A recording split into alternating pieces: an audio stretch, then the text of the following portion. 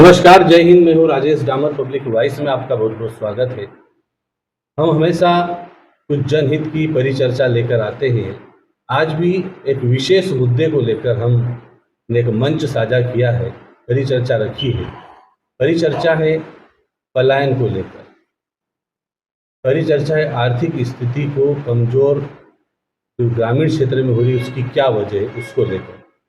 तो इस परिचर्चा में हमारे साथ आज मौजूद हैं भाजपा के वरिष्ठ नेता, समाज सेवी और कुशल व्यापारी विश्वास जी सोनी। आपका बहुत बहुत स्वागत है। नर्मदा झाबुआ ग्रामीण बैंक थानला के ब्रांच मैनेजर रवि जी शर्मा हमारे साथ आज मौजूद है। आपका बहुत बहुत स्वागत है। NRLM से ब्लॉक समन्वयक रमेश जी मेवाड़ा हमारे साथ मौजूद हैं। वहीं NRLM से हमारे बीच में मौजूद है रमेश जी प्रताप जी मेवाड़ा। सर, आपका भी बहुत बहुत स्वागत है। वहीं क्योंकि आदिवासी क्षेत्र से जुड़ा हुआ मुद्दा है और एक शिक्षित व्यक्ति जो शिक्षा का अलग जगा रहा है, वे भी हमारे साथ मौजूद है। बेड़ावा हाई स्कूल के प्राचार्य जसवंत जी डामर। आपका भी बहुत बहुत स्वागत। भैया, पलायन, चूंकि दोनों पार्टियों ने कोशिश करी, पलायन रुक नहीं पाता है। कहीं ना कहीं हम आदत से भी मजबूर होते हैं। कुछ ऐसी हमारी भी आदतें होती हैं जो कहीं ना कहीं पलायन की ओर रुख करती है। आप किस तरह से देखते हैं पलायन को और माइक्रो फाइनेंस को, उसमें किस तरह से देखते हैं, आप बताएं। पलायन आप कह रहे हो तो पलायन यहाँ की समस्या क्या आपकी तारीख में जरूरत हो गई है? पलायन करने के लिए लोगों को इस भौतिकवाद में जो दिख रहा है कि लोगों के खर्चे बढ़ गए, आमदनी कम है और उस कारण से लोगों को क्या है कि एक दूसरे को देखने लगा है। हर किसी की लाइफ स्टाइल अपनाने लगा कि हमारे क्षेत्र का आदमी देखता है कि वो आदमी ऐसी मोटरसाइकिल, मतलब आज ये कहे कि छोटा सा आदमी भी सोचता है कि मैं 2 लाख की मोटरसाइकिल पे घूमूं। यही सपने उसकी मजबूरी बन गए हैं और वो उनकी पूर्ति करने के लिए, क्योंकि इस क्षेत्र में रोजगार के साधन कम है और कृषि जो है हमारा मुख्य रूप से, तो जो नई पीढ़ी आ रही है पढ़ी लिखी, उसका कृषि पे इतना ध्यान नहीं। वो कृषि, जबकि कृषि को हमारे शास्त्रों में भी माना गया है कि उत्कृष्ट कृषि निकृष्ट चाकरी, मगर आज एक नौकरी के पीछे आदमी लाखों रुपए उसके पीछे खर्च करके कैसे भी वो नौकरी प्राप्त करने की कोशिश करता है, भले वो नौकरी 5,000 रुपए महीने की। तो नौकरी का ऐसा शब्द बात दिखा और इसी आपाधापी में लोगों को ये लगने लगा कि भाई वो अच्छी जिंदगी जी रहे हैं तो हम भी क्यों न जिए। इस चक्कर में वो कुछ भी करके, या फिर यूं कहे कि हमारी संस्कृति में एक चीज और आ गई कि उधार लो और घी पियो, वो भी हम अपना रहे हैं। वो यही कारण है कि हम किसी की देखा देखी में, उस चक्कर में लोग जो माइक्रो फाइनेंस कंपनी है उनके बारीक नियमों को समझते नहीं है और उसमें फंस जाते हैं। फिर वो कर्जे, आदमी सोचता तो है कि मैं आज लाख रुपए ले लूं और प्लानिंग भी बना लेता है, मगर जो इनकम ऑफ सोर्स है वो उसके लिमिटेड होने से वो निरंतर इन माइक्रो फाइनेंस कंपनियों में भी फंसता जा रहा है और दुखी हो रहा है कि आडंबर दिखावा भी पलायन की ओर रुख कर रहा है। मैं अगला प्रश्न करूंगा। हमारे साथ मौजूद हैं नर्मदा झाबुआ बैंक के branch manager Ravi ji Sharma. Sharma ji, NRLM से आपकी शाखा जुड़ी है, समूह लोन भी करती है। माइक्रो फाइनेंस से कहीं न कहीं जो किस्तें हैं समूह की डिस्टर्ब हो रही है, कैसा देखते हैं आप? सर, बिल्कुल किस्तें डिस्टर्ब होती है। NRLM से हमारा जो संबंध है, जो SSG को जो लोन दिलाता है वो इतना इजी प्रोसेस में दिलाता है सर, और बहुत ही कम ब्याज दर पे, लगभग 7% से स्टार्ट होती है तो 10% तक ब्याज हमारा चलता है। इसमें किस्तें भी बहुत हम लोग इतना प्रेशर से नहीं लेते हैं, क्योंकि महिलाओं की एक दूसरे की आपसी जॉइंट लायबिलिटी रहती है, तो महिलाओं की जिम्मेदारी रहते हुए वो लोग उसको पैसे को चुका देते हैं। पर जैसा आप सर ने कहा, सुनी सर ने, कि उधार लो और घी पियो, वास्तविकता में ये सत्य बात है। आजकल इस तरह से व्यक्ति की आवश्यकता बढ़ चुकी है कि हमारे यहाँ से लोन होने के बाद भी महिलाएं, या तो महिलाओं को जरूरत तो क्या होती होगी, घर में पुरुषों को, महिलाओं को आसानी से लोन मिल जाता है, तो माइक्रो फाइनेंस कंपनी के पास वो जब चले जाते हैं तो वो सिविल नहीं देखता, यदि 4 लोन भी यदि आ रहे हैं तो भी माइक्रो फाइनेंस कंपनी उनको फाइनेंस करती है। अब ऐसे में होता क्या है सर कि हमारी तो जो वसूली होती है वो बहुत ही रिलैक्स मोड में रहती है। हम लोग जनरली बस उनको सिर्फ समझाइश देते हैं और वास्तव में महिलाएं चुका भी देती है। लेकिन जब माइक्रो फाइनेंस कंपनी से जब वो लोन ले लेते हैं तो वो कर्जा इतना बड़ा हो जाता है और उनको मालूम रहता है कि ग्रामीण बैंक या कोई अदर बैंक, नेशनलाइज बैंक, इनकी वसूली ज्यादा टफ नहीं होती है और इनकी प्राइवेट कंपनीज की वसूली बहुत ज्यादा टफ होती है। तो उनको सबसे पहले पैसा देना है। तो होता क्या है सर, ये जितना कमाते हैं, जितना पलायन से पैसा कमाते हैं, या मैंने तो ये भी देखा है कि हम जब वसूली अपनी करने जाते हैं तो ये सूरत में अपने परिवार को फोन लगाते हैं कि भैया मेरे पास तो मैंने फाइनेंस कंपनी को पैसे दे दिए, अब तू दे वहां से। तो ये बड़ा टिपिकल स्थिति हो जाती है सर। इससे हमारे यहाँ खाता भी एनपी हो जाता है, गैर निष्पादित होता है, खराब हो जाता है और अगली बार से उनको लोन भी मिलना मुश्किल हो जाता है। लेकिन फाइनेंस कंपनी की किस्तें हर हफ्ते सर वो लोग चुकाते हैं और नियमित चुकाते हैं। हम लोग सिविल जब निकालते हैं तो हमको उसमें बिल्कुल पूरा ट्रेंड दिखता है कि हमारा बैंक का पैसा जो हमने सबसे पहले दिया उसमें पूरा डिफॉल्ट हो रहा है और other finance company, private company का उसमें रेगुलर चल रहा है। तो सर कहीं ना कहीं हमारा फाइनेंस प्रभावित होता है। ऐसा नहीं है सर कि हम लोग लोन देने में देर करते हैं इसलिए वो फाइनेंस कंपनी पा जाती है, ऐसा नहीं है। एनआरएलएम विभाग बिल्कुल एक्टिव है सर, हमारा बैंक भी उससे संबंधित एक्टिव है। आज भी मेरे यहाँ पे लगभग 300 प्लस खाते एसएसजी के हैं और सारे नियमित है। बड़ी आश्चर्य की बात है सर कि आज भी नियमित है 70% खाते और लगभग 11 करोड़ का पोर्टफोलियो है एसएसजी खाते। 30% खाते जो अनियमित हो जाते हैं, बस ये प्राइवेट फाइनेंस कंपनी से वो लोग ले लेते हैं, उनको शिक्षा नहीं मिल पाती है या फिर ज्यादा वो कर्जा लेने की चाह रखते हैं और इस तरह से हमारी वसूली। बड़ी बात है, यदि ज्यादा आप लोन लेंगे तो स्वाभाविक रूप से आप किस्त भरने में असमर्थ हो जाएंगे। लोन लेना बुरा नहीं है, लेकिन लोन लेकर आप उसका गलत उपयोग करोगे तो निश्चित रूप से परेशानियां उठती है। यदि आपको लोन लेना है तो पहले लोन को ही समझ लें। जब आप देखें लोन लिखें पहले और लोन को उल्टा पढ़ें, न लो। बहुत ज्यादा जरूरत है तभी आप लोन लें, मजबूरी है, परेशानी है, या आप उसके अच्छे उपयोग में लगाना चाहते हैं तो लोन आपके लिए सार्थक है, अन्यथा आपके जीवन को काफी कठिनाइयों में ले जाता है। हमारे साथ मौजूद है एनआरएलएम के ब्लॉक समन्वयक जो कि समूह को ऋण दिलवाते हैं। काफी ज्यादा अच्छी योजनाएं हैं सरकार की, लेकिन हम लोग फायदा नहीं उठाते और प्राइवेट कंपनियों में फंस कर हमारे परिवार को भी परेशान करते, साथ ही शिक्षा भी बच्चों की वंचित होती है। मेवाड़ा जी, क्या क्या योजनाएं चल रही है समूह के माध्यम से? किस तरह से आपने देखा कि अभी तक के समय में ऐसी महिलाएं जो पलायन पे जाते थे लेकिन समूह से जुड़ने के बाद आज उनका पलायन भी रुका है और व्यवस्थित आय भी उनकी हो रही है और बचत भी कर रहे हैं, बताएं। एनआरएल मध्य प्रदेश ग्रामीण आजीविका मिशन ये शासन की योजना है और पंचायत एवं ग्रामीण विकास विभाग के अंतर्गत संचालित है। ये जिसके अंतर्गत जो महिला स्वयं सहायता समूह जो गठित किए जा रहे हैं उनकी एक प्रक्रिया होती है और आजीविका मिशन का भी उद्देश्य है कि महिला समूह के माध्यम से उस परिवार की सामाजिक और आर्थिक स्थिति मजबूत करना, इसका मुख्य उद्देश्य है। तो उसके तहत जो हमारे जो एनआरएल के तहत जो समूह गठित होते हैं उनमें समूह की एक प्रक्रिया होती है, सिस्टम होता है, सिस्टम के तहत समूह संचालित होते हैं। सर्वप्रथम हमारा उद्देश्य है कि जो महिलाएं हैं उनके अंदर बचत की भावना पहले से ही होती है। तो मुख्य उद्देश्य शासन की मंशा भी है कि महिलाओं के अंदर बचत की भावना रहती है तो महिलाओं के समूह बनाकर उनको बचत के प्रति प्रेरित करें और उनका एक बचत खाता स्वयं का समूह का भी हो और उनके व्यक्तिगत खाते भी हो। तो जो माइक्रो फाइनेंस कंपनी की अपन बात करते हैं तो वहां पे क्या है कि वो समूह नाम के समूह हैं, वो लोग इंडिविजुअल उनको लोन देते हैं। यहाँ पे क्या है कि समूह है बना हुआ है जो एक सिस्टम में है, उनकी प्रक्रिया होती है और उनका बचत खाता होता है। और यहाँ पे अगर बैंक भी लोन देती है तो समूह को लोन देती है, ना तो इंडिविजुअल देती है। और दूसरा यहाँ पे ये है कि शासन के स्तर पे जितने विभाग संचालित हैं, सरकारी समूह है, इसको सरकारी समूह बोल सकते हैं, शासकीय योजना के तहत गठित।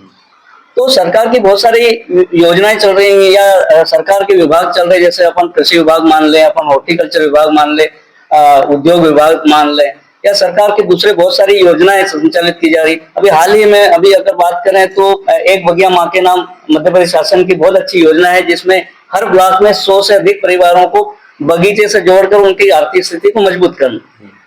तो इसमें जो सिस्टम है कि जो समूह के 10 से 12 परिवार हैं, उन परिवारों को प्रशिक्षित किया जाता है। ट्रेनिंग के माध्यम से उनको प्रशिक्षित करके उसके बाद उनका जो लोन देने की प्रक्रिया होती है, तो उनका बिजनेस प्लान बना जाता है, व्यवसायिक योजना तैयार की जाती है, और वो व्यवसायिक योजना तैयार करने के बाद ही उसका बैंक में लोन का प्रस्ताव जाता है। तो जब वो अपन कोई भी लोन देते हैं तो उसमें चुकाने की क्षमता होना चाहिए। जब अगर उनका बिजनेस प्लान बनाते हैं तो वो क्या है कि उनको स्थायी आजीविका से जोड़ना मुख्य उद्देश्य है, ताकि वो अपना व्यवसाय करके उस गतिविधि से, जो अपन रोजगार उनको दे रहे हैं, उस गतिविधि से वो कमा के पैसा लोन चुकता कर सके। यहाँ अगर तुलना करें, माइक्रो फाइनेंस कंपनी क्या करते हैं, उनका उद्देश्य लोन देना है, ना कि उनको व्यवसाय से जोड़ना है। हमारा उद्देश्य है कि उस परिवारों को उनको प्रशिक्षित करके जिसके लिए वो लोन लेना चाह रहा है, जिस गतिविधि के लिए, उसके प्रति उसको पहले ट्रेन करना, उनको प्रशिक्षित करना और उसका पूरा बिजनेस मॉडल तैयार करना, उसके बाद उनको लोन देना, ताकि उसको भविष्य में जब लोन चुकता करे उस समय वो डिफॉल्ट की श्रेणी में न जाए। तो एक बात यह है कि जो शासन की योजना है वो स्वयं सहायता समूह के माध्यम से उस परिवार की आर्थिक स्थिति को मजबूत करने के लिए, उनको स्थायी रोजगार स्थापित करना और उनको सामाजिक रूप से भी मजबूत करना। जैसे महिलाओं के समूह गठित किए जा रहे हैं, मतलब उस महिला को इतना समृद्ध मजबूत करना है ताकि वो परिवार संपन्न की श्रेणी में पहुंच जाए। क्योंकि महिलाओं को कई प्रकार के जैसे एक्सपोजर किए जाते हैं, जहाँ पे कोई दिखाने ले जाते हैं, ट्रेनिंग होती है या विजिट पे ले जाते हैं, तो वहां पे उनको क्या बहुत सारी चीजों को ज्ञान मिलता है। तो उनको मानसिक रूप से भी उसको मजबूत करने की बात की जा रही, सामाजिक रूप से उसको सशक्त करने की बात हो रही। आर्थिक अपनी जगह है, क्योंकि सामाजिक और आर्थिक दोनों पहलू हैं इसमें। और एक परिवार अगर सशक्त होगा तो सामाजिक आर्थिक दोनों रूप से मजबूत होगा तो परिवार सक्षम होगा। आज अपन जाके देखें तो माइक्रो फाइनेंस कंपनियां जो है वो हमारे समूह अभी वर्तमान में, अभी सर सही बोल रहे थे, जो लोन हमारे समूह ने ले रखे हैं तो वो प्रभावित हुए हैं, क्योंकि और कई लोग ऐसे हैं जो समूह के परिवार हैं, वो उन कंपनियों में जब उन्होंने भोगा है, शोषण हुआ उनका, तो वापस आके वो जो समूह है कि महिलाएं आप वापस आके बोल रही है कि सर हमने बहुत बड़ी गलती कर दी थी, यहाँ पे इधर से हमने लोन लेके हमको वापस यही जुड़ना है। और कई लोग जो टूट गए थे वापस समूह जुड़ के वापस आ रहे हैं। तो हमारा एक और इसमें ये दूसरा क्या है, महिलाओं के अभी हम लोग क्या कर रहे हैं, आजीविका मिशन के अंतर्गत देखो यहाँ का अपना जो क्षेत्र है कृषि प्रधान क्षेत्र है, तो अभी हमारे आजीविका मिशन के अंतर्गत महिलाओं के कंपनी बनाई जा रही है, फार्मर प्रोड्यूसर कंपनी। यहाँ पे इस ब्लॉक में 2 फार्मर प्रोड्यूसर कंपनी बनी हुई है, जिसमें शेयर होल्डर महिला को जोड़ा गया है, और वो कंपनी महिलाएं ही संचालित कर रही है। 2 कंपनी यहाँ पे 1,500 से ज्यादा शेयर होल्डर जुड़े हुए हैं यहाँ पे महिलाएं, और एक अपने यहाँ थानला में ही है और एक खवासा में संचालित है, उनको वो खुद अपना कंपनी संचालित कर रही।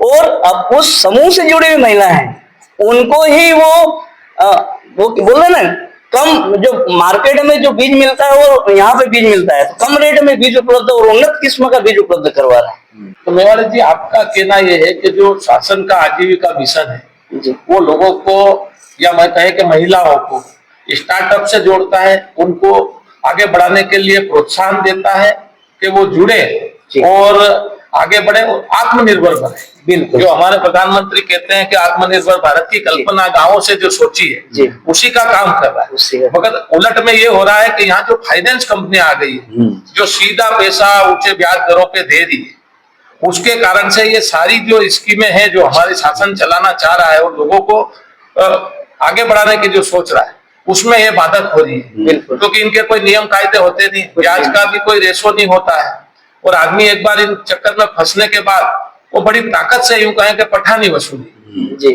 और उसको पूर्ति करने के लिए फिर वो क्या होता है कि रहने वाला अपने व्यक्तियों के चंगुल में और फंसता है कि वो अपने रिश्तेदारों से उधार ले लेता है और उनसे ले लेता है, फिर वो दूना डेढ़िया जो यहाँ की हमारी पद्धति है 10%, 20%, उसमें फंस के और फिर उससे रिश्तेदारी भी खराब हो रही और उसका सामाजिक जीवन भी खराब हो रहा। तो सरकार तो प्रयास कर रही है, मगर इसके मुख्य कारण से कि जो गलत रूप से वो बिना सोचे समझे लोन ले रहे, इसलिए लोगों को कम से कम हम सब प्लेटफॉर्म को ये प्रेरित करें कि आप लोन लेते समय उसकी कंडीशन पढ़े, किस हिसाब से दे रहे, क्या हम उसको चुका पाएंगे कि नहीं। ये तो आगे बढ़ने के कई साधन सरकार तो आज सारे संसाधन जुटा रही है और लोगों का क्या है कि लोगों का जीवन स्तर ऊंचा उठे। और जो पलायन की समस्या पे भी हम चर्चा कर रहे हैं, तो इन सब में छुपी हुई है कि सरकार ने यह कहा कि आधी आबादी जो महिलाओं की है वो निश्चित रूप से उसको आगे बढ़ाए, ताकि वो जो आबादी निष्क्रिय बैठी थी उसको सक्रिय करने के लिए भी आजीविका मिशन है। और इन सब में बाधक में यही हो रहा है कि जो पैसा की आवश्यकता हो रही है उसके उपयोग में, जैसा कि शर्मा जी ने भी बताया अभी अपने को कि भाई लोग बैंक से पैसा तो ले लेते हैं, पर पैसा लेने के बाद उसकी नियत भरने की भी होनी चाहिए। अगर आप रेगुलर चलोगे तो बैंकें चल पाएगी, ये तो बैंकें भी नहीं चलेगी। आपने ले लिया, हमारे कॉपरेटिव सेक्टर में भी यही होता, लोगों ने लोन ले लिए, फिर कहीं से सुनने में आ गया साहब माफ होगा, लोगों ने भरा नहीं और कई लोग डिफॉल्टर हो गए। तो आज स्थिति एक, वहां से भी लोगों को लोन नहीं मिल रहा है। तो भरने की नियत तो हमको पैदा करनी पड़ेगी और शासन यही चाह रहा है कि आत्मनिर्भर में आप आत्मनिर्भर, आज मकान मिल रहे हैं, कई चीजें सुविधाएं मिल रही, लोगों को उसका फायदा लेके हम अपने आप को इतना सशक्त बना दे। और लोन लेना कोई अच्छी बात नहीं है, अति आवश्यक हो, आप उसको आगे बढ़ाने के लिए अपनी जितनी चादर हो उतने पैर पसारें, आदमी सोच समझ के ले। तो यही बात मैं मेवाड़ा जी को इसलिए प्रयास करा कि आजीविका मिशन को माइक्रो फाइनेंस कंपनी का जन्म होता है। माइक्रो फाइनेंस कंपनी वो नहीं देखती है सर कि ये राइट ऑफ है, डिफॉल्टर है बैंक का, अदर बैंक का, वो तो उनके पास में ताकत रहती है। वो लोग क्या करते हैं, बस ऐसे व्यक्ति को ट्रैप करते हैं, क्योंकि वो शर्मा शर्मी में हमारी बैंक में तो आएगा नहीं क्योंकि डिफॉल्टर है। अब वो माइक्रो फाइनेंस कंपनी के पास जाएगा, सर पैसों की सभी को आवश्यकता है। कोई भी व्यक्ति बिना कर्ज लिए तो मेरे को नहीं लगता कि आगे बढ़ता हो, एंसेस्ट्रल प्रॉपर्टी हो तो बात अलग है। व्यक्ति फिर सोचता है कि यार अब तो पैसों की जरूरत है, तो माइक्रो फाइनेंस कंपनी देता है। माइक्रो फाइनेंस कंपनी सर इतनी आसानी से लोन दे देता है, बस आप जाइए, दस्तखत कीजिए और उनको मालूम रहता है कि बस हमको हर हफ्ते वसूली करनी है। तो बस यही माइक्रो फाइनेंस कंपनी जन्म होता है। इसमें एक चीज जोड़ देता हूँ सर, सोनी सर ने बड़ी अच्छी बात कही कि दस्तावेज पढ़ना चाहिए। सर जहां तक अभी तक मेरा अनुभव है यहाँ शाखा थानला ब्रांच में, एसएसजी सर बहुत ही आसान शर्तों पे लोन दे देता है बैंक, लेकिन एक शाखा प्रबंधक की भी एक ये जिम्मेवारी होती है, जिम्मेवारी तो क्या कर्तव्य भी होता है कि उनको शिक्षित करे। ये कर्तव्य है एक शाखा प्रबंधक का भी, एक बैंक का, कि वो बताए जब कर्ज दे रहा है तो बताए कि वो पैसा कहाँ लगाए। ये बड़ी एक बहुत अच्छी व्यवस्था है बैंक के अंदर सर, कि उसमें बैंक उनसे उद्देश्य पूछती है, हम तो आपको पैसा दे देंगे, लगाओगे कहाँ ये बताओ। तो अधिकांश लोग सर झूठ बोल देते हैं कि भाई लगाएंगे, लेकिन सर मैंने ये देखा है, पाया है प्रैक्टिकल, कि वो एक कर्जा लेता है और दूसरा कर्जा लेता है, ये प्रैक्टिकल है सर। तो मैंने इस चीज को अनुभव किया। तो मैं भी जब नया लोन करता हूँ, एनआरएलएम डिपार्टमेंट से कोई नया प्रपोजल आता है, तो मैं सबसे पहले उसकी पूर्व स्थल निरीक्षण अवश्य करता हूँ। सारी महिलाओं को इकट्ठा करवाता हूँ और उनसे पूछता हूँ आप पहले पैसा कितना भर पाओगे। ब्याज तो सर उनको समझ में नहीं आता, यदि मैं उनको 7% बोल दूं तो क्या होता है, 7 वो तो सैकड़े की भाषा भी शायद बड़ी मुश्किल से समझते हैं। तो उनसे बस सीधा प्रश्न यही करना पड़ता है, आप भरेंगे ये बता। महिलाएं बिल्कुल फ्रेंकली कह देती है सर के हमारी तो सर स्थिति 3,000 रुपये से ज्यादा भरने की नहीं, बस हम वहीं से ही वहां भाग लगा लेते हैं सर कि ये इसको कितना लोन दिया जा सकता है कि 3,000 भरते हैं। और सर ये मेरा अनुभव है, बड़ा अच्छा अनुभव है ये, कि महिलाएं वास्तव में जब वो अपने खुद से आगे रखी कि हम इससे ज्यादा नहीं भर पाएंगे, हम इतना भरेंगे, तो वो लोन डेफिनेटली बहुत बेस्ट चलता है सर। जसवंत जी डामर, मैं आपसे एक प्रश्न कहूँगा, जैसे भैया ने बताया है कि लोन ले लेते हैं लेकिन भरने की नीयत नहीं होती है, कहीं ना कहीं वो चीजें अपनी बिगाड़ती है। आप इस विषय को कैसा देखते हैं और कैसा महसूस करते हैं? आप ट्राइबल में निरीक्षण आपका होता है, सामाजिक कार्य भी आप करते हैं, कैसा देखते हैं, कैसे ये नीयत को बदला जाए? सबसे पहले तो मैं पब्लिक वॉइस न्यूज़ के माध्यम से जो मुझे बुलाया और हमारे साथियों को बुलाया, मैं उनका धन्यवाद आप लोग का डामर साहब ज्ञापित करता हूँ, उपाध्याय जी को भी। आ गई है माइक्रो फाइनेंस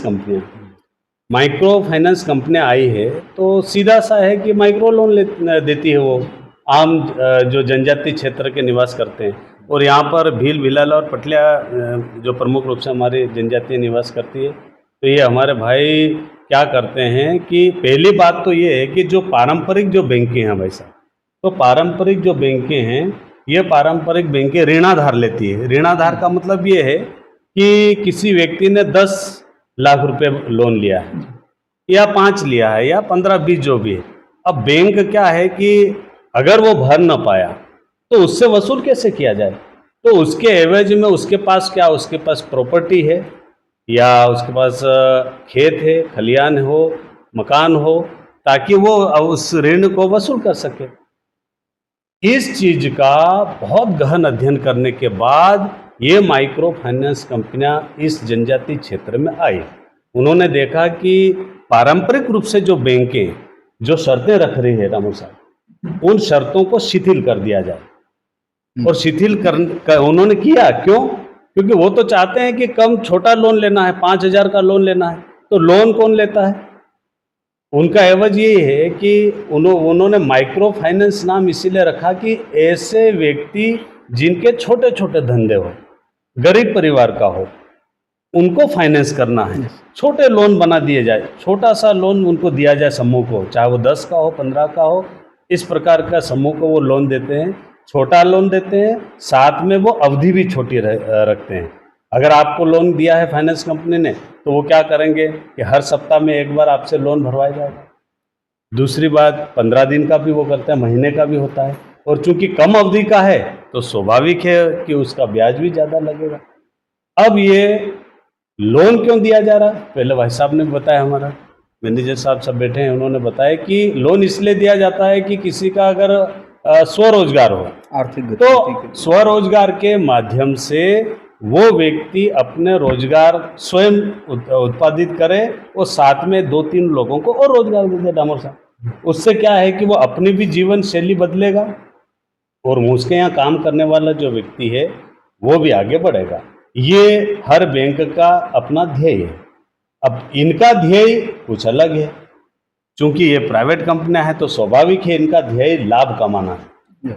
अब इसमें ऐसा हुआ कि स्वरोजगार जिसने किया है वो अब ये फाइनेंस कंपनियों के कारण पलायन भी और ज़्यादा हो गया। कैसे? यहाँ से लोग गुजरात है, कहीं और जाएंगे, यहाँ पर वहाँ पर काम करेंगे, काम करने के बाद वो वहाँ से ब्याज के रूप में पैसे भेज रहे हैं, ब्याज से पैसे भेज रहे हैं, तो वो अपनी जीविका चलाने के लिए नहीं, अपने बच्चों के बेहतर शिक्षा के लिए नहीं, अपने बच्चों के अच्छे जीवन यापन के लिए नहीं, अपने समाज की उन्नति के लिए नहीं, अपितु उन माइक्रो फाइनेंस कंपनी के ब्याज के रूप में भर रहे हैं वो। और इस प्रकार अगर हुआ तो क्या होगा कि ये जो जमीनें हैं आज छोटे छोटे यहाँ पर टुकड़े हैं जमीनों के, इसमें एक समय ऐसा आएगा कि हमारे अगर आप कैसे वसूलोगे? तो जनजाति के समाज के लोगों की जो छोटे किसान हैं उनकी ज़मीनें बेच दी जाएगी। कैसे?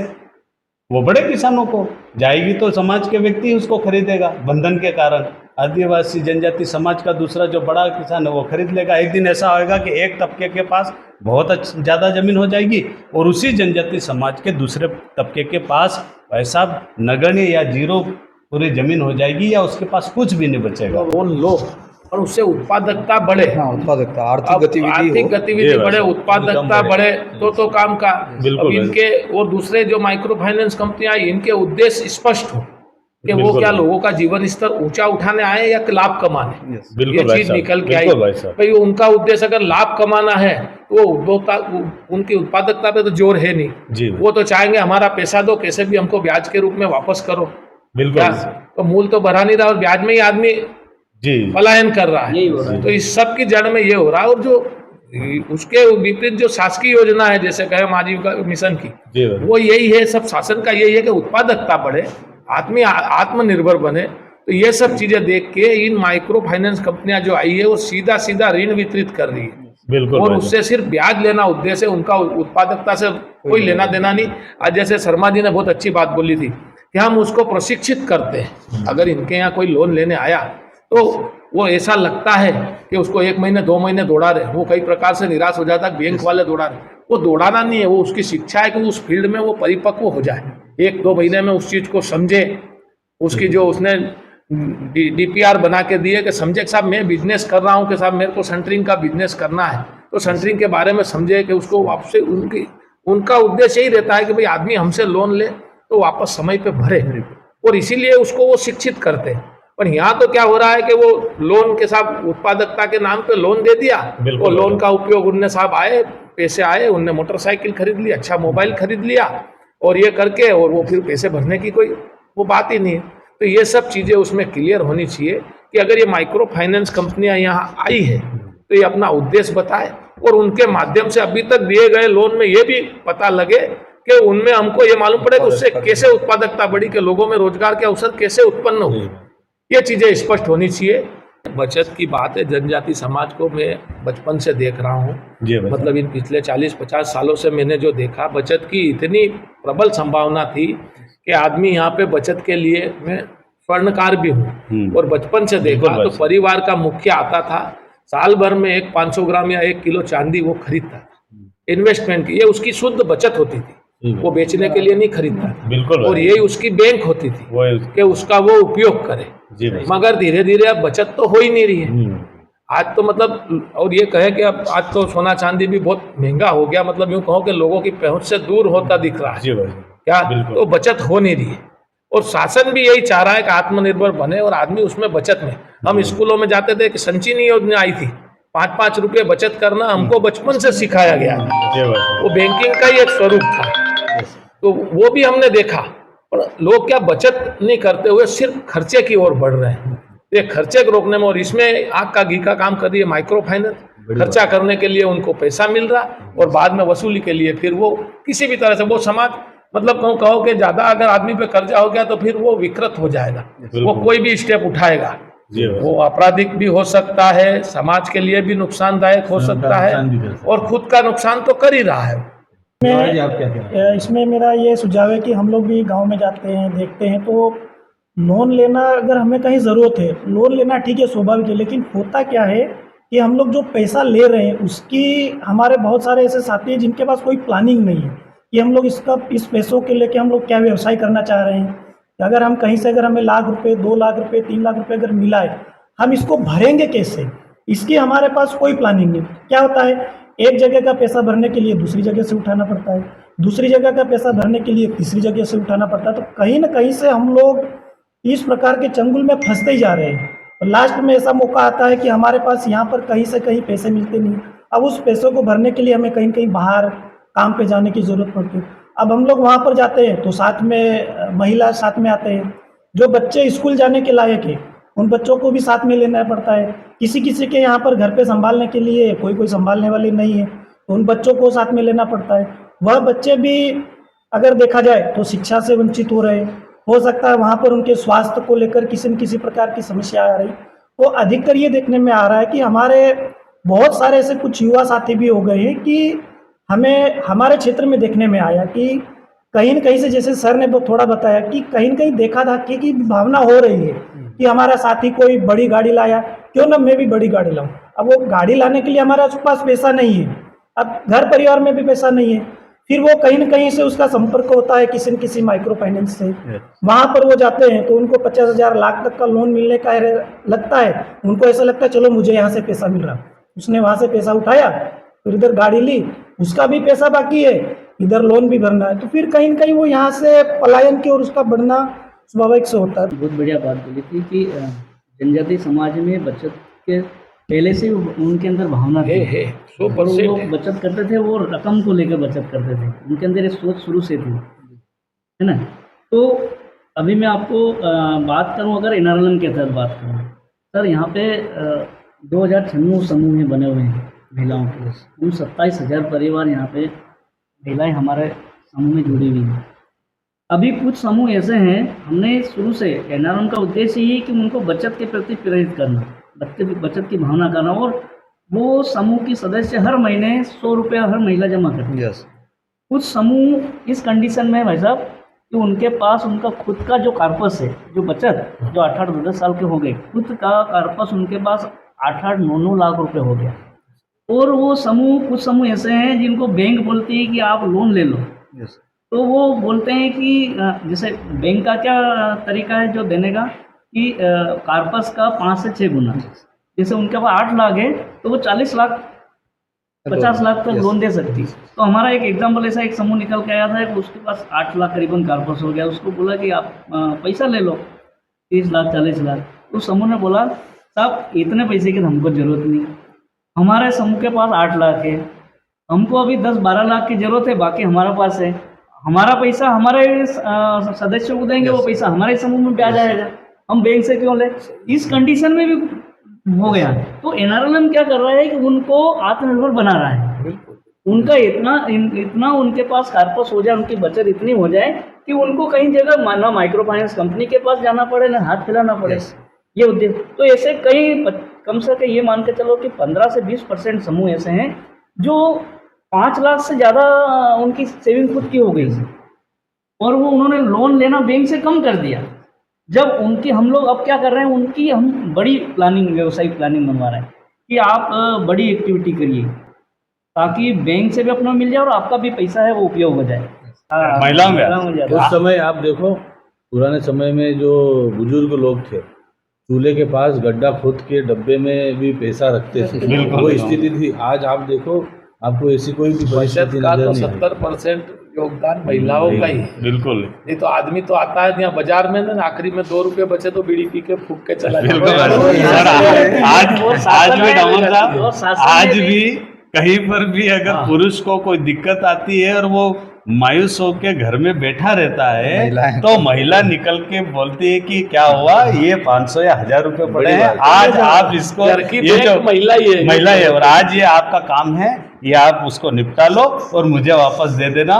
तो ये सोचिए कि घर में ही बैंक बैठी है, आप उस बैठी हुई बैंक को डेवलप करने की जरूरत है। इसका जीता जो जाता उदाहरण, एक नोटबंदी हुई थी तब भी महिलाओं ने छुपाए हुए बिल्कुल, पैसे बिल्कुल। निकाल के दिए थे। जी जी सर बिल्कुल। एसएसजी के भी अपने आप सब महिलाएं की वो ग्रुप शासन ने भी समूह बनाने का महिलाओं का योजना क्यों निकाली? हाँ, इसीलिए इसीलिए नहीं। क्योंकि महिलाओं के अंदर ऑलरेडी बचत की भावना अपने जो 300 समूह सब महिलाएं हैं। मैं- थोड़ा तनाव रहता है, बाकी तो सर सब नहीं होते। चलिए, आज की परिचर्चा को यही विराम देते हैं। मेरे ख्याल में आप लोगों को ये विषय काफ़ी अच्छा लगा होगा। विषय इतना अच्छा था कि यदि इस पे हम 5 घंटे से ज़्यादा समय तक भी बोल सकते हैं, क्योंकि जनहित का मुद्दा है, पलायन से जुड़ा हुआ मुद्दा है, आर्थिक स्थिति ग्रामीण समाज में जो बनी हुई उसको सुधारने का मुद्दा है, जिसपे विश्वास जी सोनी, प्रताप जी मेवाड़ा, रमेश जी मेवाड़ा, ब्रांच मैनेजर हमारे रवि जी शर्मा, जसवंत जी डामर, इन्होंने अपने वक्तव्य रखे, अपनी मन की बात रखी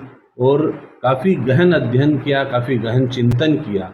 और जैसा कि हम जानते हैं कि पलायन कभी अंत नहीं हो सकता, लेकिन यदि हम आज की परिस्थिति में देखें तो जो पलायन पे जा रहे हैं वो वाहनों को लेकर आ रहे हैं। अभी कुछ समय से ये स्थिति भी देखी तो पलायन भी अब उतना अच्छा नहीं रहा, उतना सटीक नहीं रहा कि आप पलायन से अपना घर परिवार चला सकें। तो स्वाभाविक बात है कि सरकारी योजना से आप जुड़े, सरकारी लाभ उठाएं, कम खाओ सुखी रहो वाला जीवन यापन करें, ताकि आप भी सुरक्षित रहें, आपका परिवार भी सुरक्षित रहे और आप आपके परिवार के लिए आगे के भविष्य का कुछ अच्छा कर सकें। पब्लिक वॉइस से जुड़े रहिए। जय हिंद, जय भारत।